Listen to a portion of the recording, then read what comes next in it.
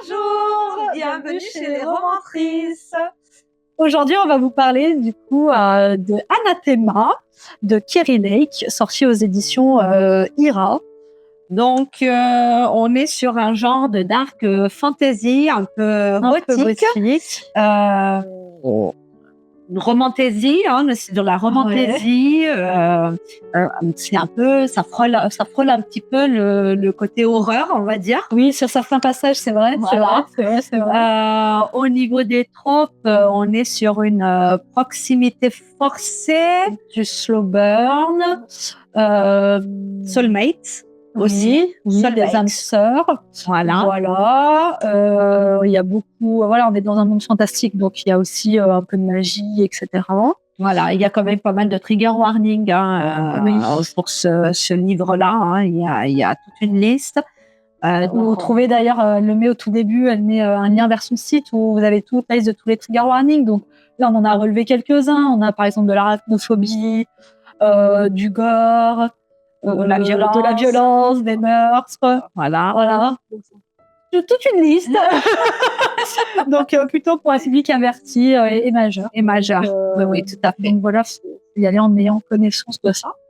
Voilà. Donc, dans Anathema, ensuite, on a deux points de vue différents. Donc, le premier, c'est celui de Maëvit, qui est une jeune femme qui est plutôt ancrée dans un monde un peu d'humain, un monde un peu mortel. Voilà. Exactement. Où, en fait, elle, c'était une jeune fille qui a été recueillie à sa naissance. Elle a été retrouvée dans les bois qui séparent, on va dire, les deux mondes. Le monde mortel des mondes magiques. Donc, elle a été retrouvée dans ces bois et recueillie par une famille qui habite un petit peu à la frontière. Et en fait, elle grandit en étant un petit peu une paria parce que dans ce monde-là, les humains, ils ont extrêmement peur de tout ce qui a trait à la magie. Oui. C'est un monde aussi qui est très religieux, qui vénère un dieu rouge. Ouais.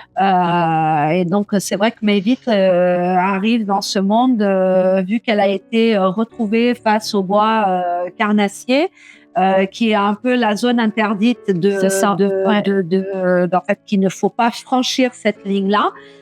Ceux qui la franchissent sont par exemple ceux qui ont été rejetés par la société. Exactement. Ou, ils y vont pour mourir. Hein. En gros, voilà, ils les rejettent vraiment dans ces bois-là. Et du coup, elle est recueillie par cette famille. Et dans cette famille, il y a du coup un père qui a une autre jeune fille qui s'appelle Alessia. Il y a une tante, deux oncles, Agatha. Voilà. Il y a les deux oncles et entre-temps, le père se fait tuer. C'est ça. Et elle se retrouve donc aux mains de cette femme, donc de Agatha, qui ne la traite pas forcément super bien. Et à côté de ça, Maëvit tisse des liens hyper importants avec sa sœur adoptive, Alessia. Elles ont un lien vraiment très, très fusionnel l'une avec l'autre. Elles se protègent mutuellement. Et du coup, voilà, on a le livre est divisé en deux parties. Donc, c'est vrai que sur cette première partie du livre, c'est un petit peu plus mou. Oui. C'est un petit peu plus, on essaye de connaître. On est vraiment sur l'exposition des deux univers. On apprend à connaître un peu les codes, justement, de cet univers. Donc, c'est parfois, moi, j'ai trouvé ça un petit peu fastidieux des fois parce que, bien que j'ai l'habitude de lire des romantaisies ou des livres fantastiques, parfois les termes, quand même, il faut les retenir. Hein, Alors, moi, pas du tout. Voilà, j'ai pas trop l'habitude de lire de la romantaisie, mais j'ai trouvé quand même alors oui, avec pas mal d'expressions qui étaient assez dures à assimiler. Mais ça reste une belle porte d'entrée pour un début de romantaisie. Il faut s'accrocher. En fait, cette première partie, c'est vraiment quelque part la plus difficile, parce que il se passe pas énormément de choses. Enfin voilà, on apprend à connaître les codes, donc forcément, ça prend un peu de temps. Mais voilà, ça reste intéressant. On s'attache, à quelques personnages. Oui, il y a quelques personnages. Puis c'est très bien fait. Il y a deux points de vue. Donc, on a commencé avec Maëvit, dans ce début d'histoire, mais très vite, on va retrouver donc Zavander, Zavander, qui est un assassin de la couronne, mais du côté donc du monde magique, on va dire. Eritia, je crois que ça s'appelle, ce monde-là. Ouais, je crois, Eritia. Donc lui, il est un peu mystérieux. D'ailleurs, il est sous un masque, en fait, sous un foulard. Ouais. Donc on voit pas forcément son visage. Son visage n'est pas forcément décrit. Et on sent que lui, en fait, il est un peu influencé par une sorte de magie qu'il a depuis tout petit. Oui, d'ailleurs, on le lit en prologue. Scène un peu violente, d'ailleurs. C'est ça. Parce que en porte d'entrée... Voilà, on commence avec un enfant qui est limite sacrifié c'est ça. par ce sable-feu, en effet. C'est un pouvoir, en fait, qu'on comprend pas trop. Enfin, on dirait que c'est un pouvoir qui vient de genre de failles dans le sol, mais qui est très puissant, et un peu incontrôlable. Voilà. Donc en fait, lui, il est quelque part un enfant issu d'une expérience, quelqu'un que d'ailleurs son frère a subi aussi. Avant lui, frère aîné a subi avant lui. Oui, et on voit que donc on suit un petit peu Zavander dans cette recherche à la guérison de ce pouvoir qui lui a été imposé.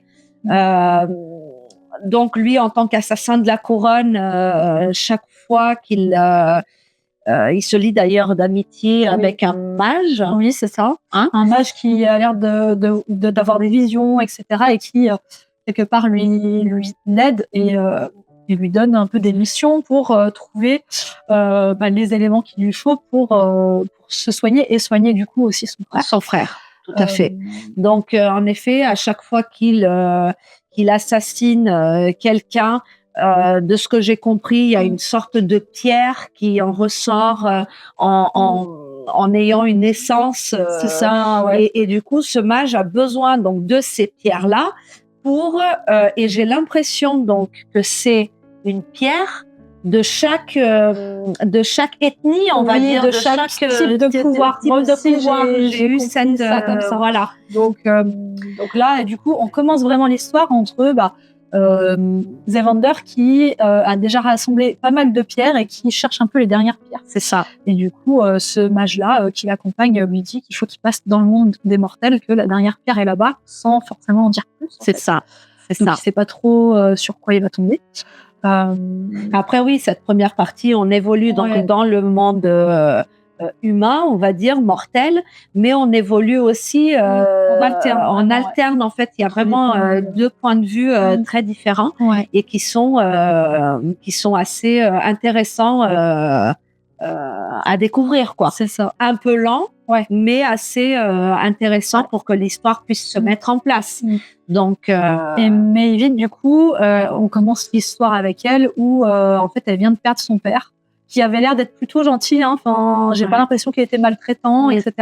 Et du coup, elle se retrouve forcée de vivre avec la tante Agathe qui cherche qu'une chose, c'est se débarrasser d'elle et de sa sœur aussi, du coup, parce que elle essaye attirée par l'appât du gain. C'est ça. Elle est assez violente. Qui essaye d'arranger des mariages. C'est ça. Après, Alessia est quelqu'un de très ouverte, on va dire, et elle maintient une relation même avec un des oncles, alors qu'ils sont pas vraiment liés par le sang, hein, mais que ça reste des oncles. C'est ça. En fait, elle a un petit côté, quelque part, j'ai envie de dire, un peu naïf. Elle croit, en fait, elle saute sur la première occasion pour fuir, en fait, c'est ça. Cette maison-là et sa tante. Donc elle croit au bon sentiment de cet oncle-là, mais c'est un petit peu... Voilà, donc oui, on voit donc Agatha qui essaye de générer des mariages arrangés, que ce soit pour Maeve, que ce soit pour Alessia. Maeve se voit très vite embarqué vers un gars, donc Moros. Monsieur Moros, il est... tout de suite, on sent qu'il est louche. Et voilà.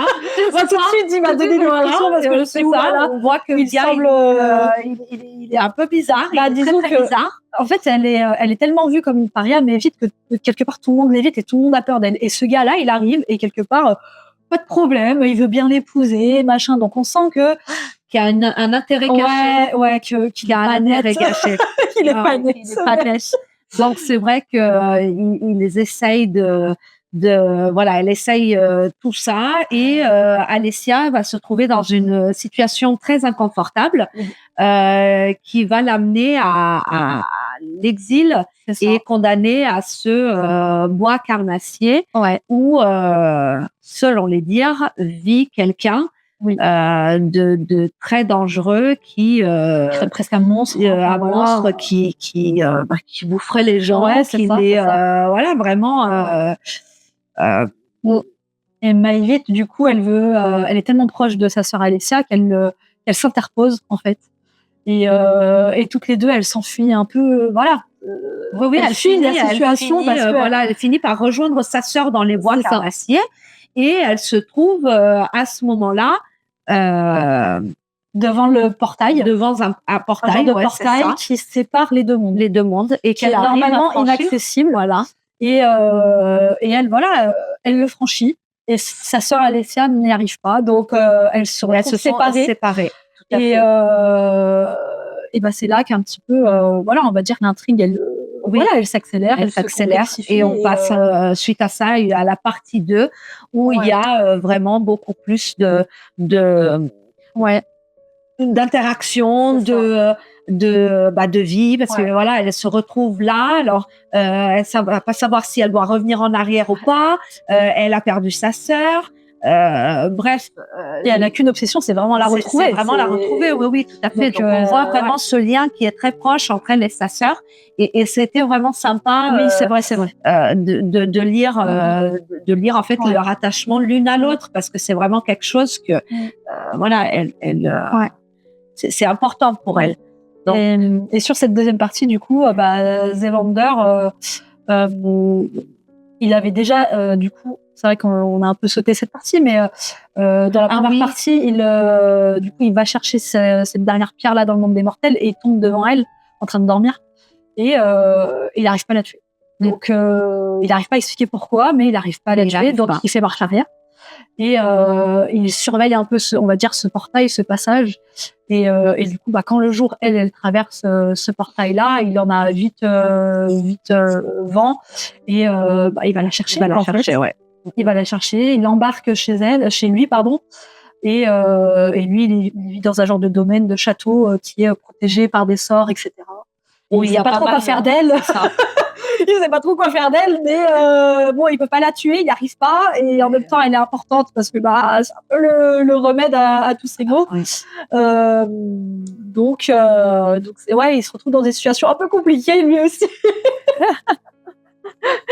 Non, mais oui. Après, tu vois, il devient un petit peu sa prisonnière, on va dire. Elle qui a que comme but, c'est de retrouver sa sœur, et qui se retrouve un petit peu prisonnière de ce gars-là.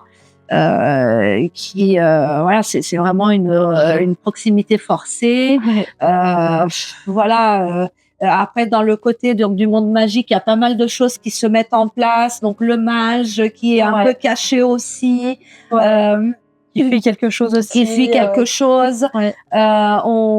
a donc ce roi qui a un fils aîné qui est relié à sa mort là, Cadavros, qui est le grand méchant, Cadavros, le grand méchant qui a passé le pouvoir du sable-feu à Zavender, qui est normalement mort, qui normalement est mort. Mais on sent qu'il y a toujours cette menace qui plane, et on se doute que finalement il est peut-être pas sa mort. Il est peut-être pas si mort en fait. Et après, on est un petit peu pris dans les intrigues royales aussi. Oui. Donc ça se complexifie au fur et à mesure de la lecture, donc ça c'était plutôt intéressant. Quand Maëlys elle arrive du coup dans le manoir, elle fait aussi la connaissance du coup du mage. Oui, et de Ricaya, donc la sœur de Zevander, qui est Alors, un électron libre, on va dire. Ouais. Voilà, elle veut fuir tout ça. Donc, il y a quand même pas mal de scènes alors où la prostitution est limite normale, quoi. C'est voilà, la prostitution, les abus de substances, donc tout ce qui va être drogue, tout mais voilà, c'est un peu trop. Rigaya, elle cherche en fait à être libre et dans ce monde aussi magique et dominé par des hommes de pouvoir, etc. Enfin, elle cherche sa place et son frère il cherche à la protéger, mais du coup de façon peut-être un peu extrême. Ouais. Et à chaque fois elle essaie de s'enfuir de son emprise. Voilà. Et quand elle fait la rencontre du coup de Maëvit, bah il y a quelque chose qui se crée. En fait, voilà, elle s'apprécie beaucoup l'une l'autre. Et du coup, vont faire des bêtises ensemble. Elles vont faire des bêtises, mais quelque part, elles apprennent aussi à grandir. C'est ça. Elles s'apprennent des choses, donc c'est assez sympa. Voilà. On découvre aussi que Maëvit fait partie donc d'une prophétie qui semble importante, qui semble très importante. Alors c'est pas énormément développé, mais on voit que finalement elle n'est pas. On commence à comprendre d'où elle vient et quelle importance elle a dans ce monde magique. Et je pense qu'on va peut-être le découvrir. Pourquoi elle a pu passer le portail et pas sa sœur. Et pas sa sœur. Donc oui, elle aussi, elle gagne petit à petit un petit peu en force et en on voit un développement voilà, où elle arrive aussi à développer finalement des pouvoirs qu'elle a. Et honnêtement, moi j'ai quand même apprécié ça a été. Voilà, avec pas mal de moments assez gore. Oui.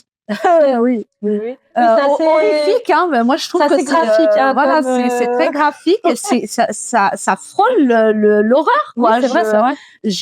Moi franchement j'ai apprécié de lire ces parties. Ça la scène, par exemple, quand elle tombe face au monstre dans la forêt. Oui, c'est ça. Voilà, on n'en dit pas plus, on va pas vous spoil, mais voilà. C'est vrai, il y a des scènes quand elle va chez Monsieur Moros au début. Oui. Non, mais c'est ça, ça frôle vraiment l'horreur, quoi, l'horrifique, et ça en romantaisie. Alors même si j'ai pas trop l'habitude d'en lire, j'ai trouvé ça assez intéressant, et c'était pas mal, quoi. J'ai bien aimé. Après, voilà, on comprend que du coup, il va y avoir une romance entre Zevander et Maëvit. Oui, qui ont une attraction entre tous les deux. C'est un slow burn qui est bien construit. Les scènes explicites sont sympas. Ils sont vraiment sympas. C'est pas mal. Et voilà, et on sent qu'il y a ce lien qui se crée entre les deux. Et à la fin, on est vraiment sur un retournement de situation. Moi, j'ai beaucoup aimé la deuxième partie. Oui. Parce que c'est bien plus ça avançait, plus il y avait des réponses à des questions, mais encore d'autres questions en fait qui se créent. Donc il y a un suspense qui se met en place, un vrai cliffhanger à la fin. On se dit mince. J'aurais bien voulu lire la suite. C'est ça. Voilà. Bon, à savoir que la suite, c'est pas pour tout de suite. Alors, la version originale est déjà disponible. Donc, en fait, si vous y êtes, si vous êtes bien dans l'anglais, il est disponible depuis septembre 2025. D'ailleurs, la traduction prend un petit peu plus de temps à arriver en France. On aura la version e-book qui sortira en été 2026. Patienter encore un petit peu. Il faut patienter encore un petit peu. On est quand même sur un livre qui est sorti, qui est quand même très très beau. Il est très très beau. Il y a quand même il y a un certain nombre de pages, donc c'est pas un petit bouquin. C'est pas un petit bouquin. Mais comme un peu tous les romans fantasy, j'ai envie de dire. Dans ce genre de livre, c'est vrai qu'on prend beaucoup de temps à mettre en place l'univers, donc forcément c'est bien. Et pour qu'on arrive aussi à le comprendre. Mais très très beau. Très beau et un très joli page. Magnifique. Donc vraiment très très joli livre. Au niveau de la spicy, alors on est avec ça commence à chauffer. Ça commence à chauffer. parce que voilà, c'est vraiment un slow burn. Et quand on arrive à quelque chose, alors par contre les scènes sont très bien décrites et toujours consensuelles. Hein. Oui. Alors par contre, on est vraiment sur. On n'est pas sur on est sur du consensuel, du malsain. On est vraiment sur du consensuel. Moi, j'ai bien aimé Zevander. Oui. Moi, j'aime bien ce personnage. Il est super intéressant. Ouais. Donc, comme personnage masculin, enfin voilà. C'est ça.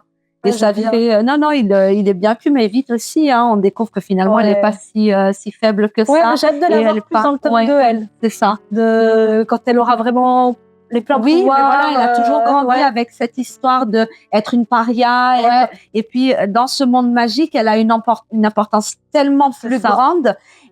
Elle est tellement pas une paria que elle devient limite quelque chose d'exceptionnel, quoi. C'est ça. Et ça, c'est vraiment quoi. C'est ça. Non, mais après, l'objectif, qu'elle a dans 1, c'est de chercher sa sœur. Oui. Et de protéger sa sœur jusqu'au bout, quoi. Jusqu'au bout. C'est ça. Donc, c'est vrai qu'elle peut pas forcément aussi s'épanouir tant qu'elle a pas trouvé sa sœur, ce qui s'est passé avec sa sœur. Donc, c'est pour ça que le tome 2, j'ai hâte de voir comment elle sera. Alors, c'est ça. C'est ça, c'est autre objectif, quoi. C'est ça. Et puis, vu la fin. Bah oui.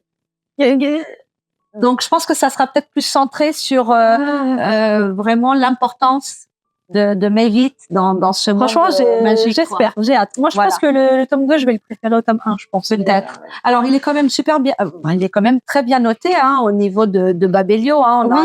On est sur le 4, 2, 3, donc il est globalement assez apprécié. Il est assez apprécié, c'est un bon, c'est pas mal. Ouais. C'est pas mal. Et nous, du coup, moi, au niveau de mon appréciation du livre, toi qui es plus du côté romantasy, hein. Ouais, et j'étais plutôt sur un cœur touché, du coup. Donc c'était agréable, mais bon, un peu long pour moi le démarrage. Une première partie peut-être un peu trop conséquente pour moi. Voilà, donc après j'ai plus d'attentes sur le tome 2. Ouais. Alors moi j'étais sur un cœur accroché. J'ai bien aimé me lancer dans le monde de la romantasy. Voilà. Donc, je veux savoir que franchement, elle m'a fait rire hein, au début. Elle commence par ouvrir le bouquin, elle m'envoie un vocal en disant c'est quoi ces mots là déjà Maevit, machin. Non, et puis ça me le peut, c'est quoi tous ces termes là, oh là là, je suis déjà perdue. Oui, alors j'étais très très réticente à savoir c'est pas bon, voilà, à savoir que je sortais des Yakuza, quoi, donc et là maintenant je me lance sur une romantasy où c'était pas forcément c'est pas forcément ce que je préfère lire, mais honnêtement j'ai aimé me lancer dans la romantasy avec ce livre-là. Parce que tout simplement parce que voilà, il y avait un peu ce dark fantasy, un peu ce côté horreur que j'aime bien, avec des scènes qui font limite, voilà, c'est vraiment, ça frôle l'horreur, on s'imagine bien des scènes, donc on s'imagine et ça fait limite un peu flipper, hein.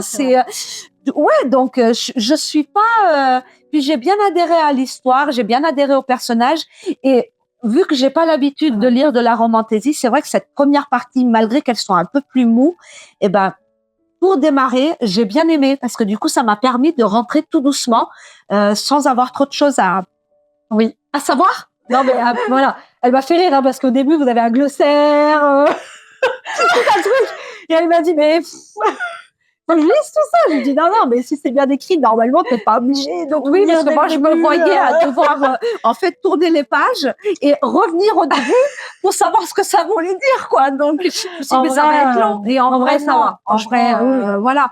Donc, j'ai bien aimé les persos secondaires aussi. Oui, ouais. Et l'histoire, elle est bien ficelée. J'ai bien aimé. Voilà, j'ai trouvé un livre cool pour les personnes comme moi qui sont pas forcément habituées et qui sortent un peu de sa zone de confort, parce que c'est vraiment sortir de sa zone de confort, hein, tout ce qui va être. Moi, je suis plutôt dans la new romance, dans la dark, dans le côté mafia, dans le côté. Me lancer dans la romantasy, c'était pas forcément quelque chose que j'allais. J'étais un peu réticente. Ouais. Et je conseille vraiment les gens à démarrer par un livre de ce genre-là, qui nous permet de rentrer tout doucement dans cet univers de romantasy. Et avec pas mal de scènes, voilà, encore. Puis il y a des moments où on rit aussi quand même. Oui. Enfin, il y a 2-3 moments où quand même on a des vrais rires. Enfin, voilà, moi, quand elle est avec la sœur d'Ikalia, moi, ben oui, il y a eu des moments assez marrants. Oui. Donc voilà, c'est pas mal. Moi, voilà, ça reste pour moi quand même un cœur accroché vis-à-vis de ce livre-là. Donc voilà, c'était intéressant. Si vous avez aimé, si vous avez lu le livre, n'hésitez pas à commenter en dessous de la vidéo. Et puis, si vous avez des recommandations à faire aussi, n'hésitez pas à nous le dire, à s'abonner. Oui, n'hésitez pas à vous abonner parce que on s'amuse quand même pas mal à faire ces vidéos. Parce que voilà, donc ici chez les romantrices, c'est lire, ressentir et oser dire. Donc à bientôt.